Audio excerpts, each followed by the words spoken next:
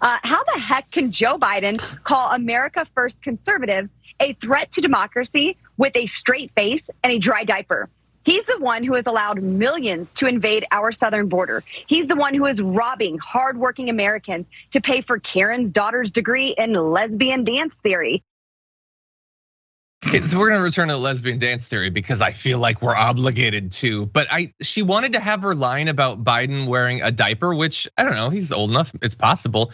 But even she says that it's dry. Like she's giving him credit. Like sure, he's wearing a diaper, but apparently just in case, because he's keeping it together. It's not a wet diaper.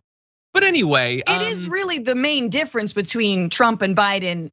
I mean, like our audience knows, it's wet versus dry diaper.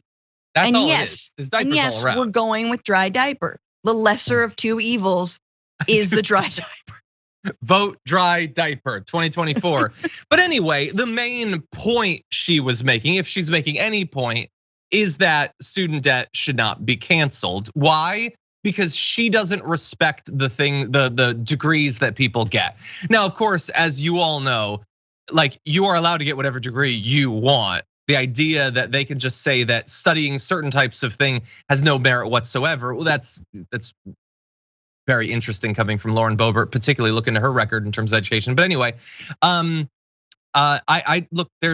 went for engineering, ended up getting a poli-sci degree. You can respect that or not if you want. People go for all sorts of different things, okay? But the idea that everyone who went to college went to get a degree in lesbian dance theory is not statistically true. It sounds cool. Imagine the country we'd have if everyone had a proper respect for lesbian dance theory.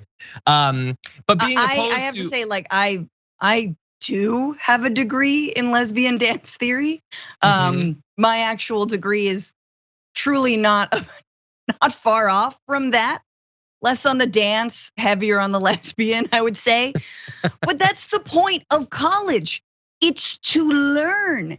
Can we understand that the anti-intellectual assault from the right is only to create more pliable worker bees for their factories in which they underpay you and don't allow you to unionize or ever get ahead or ever be able to even meet the needs of your family or your communities?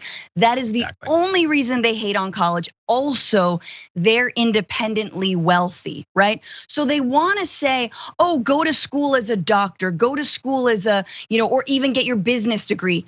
Yeah, doctors, nurses, people with business degrees also have massive amounts of debt. So even when you go into so-called respectable professions, which by the way, they don't respect nurses and doctors. No, they not don't at all. respect them at all, right? You spend years saying that a pandemic doesn't exist. You don't let nurses, you don't love when nurses try to unionize. You don't respect any of that stuff. So what is this? If you're a Wolf of Wall Street, if you're Leonardo DiCaprio in the year like 1999 to 2002, I don't know, like who are we talking about here?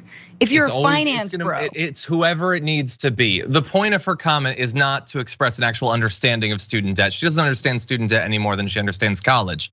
It was to say money isn't supposed to go to the working class, and also I hate the LGBTQ community. She wanted to make sure that you understood. It's not enough to say you shouldn't get a degree in gender studies. Now it's specifically lesbian dance, which I don't know if that's a thing.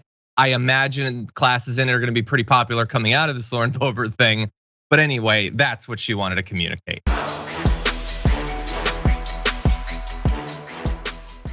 Check out the Damage Report podcast each day, wherever you get your podcasts, whether Pocket Casts or Stitcher or iTunes.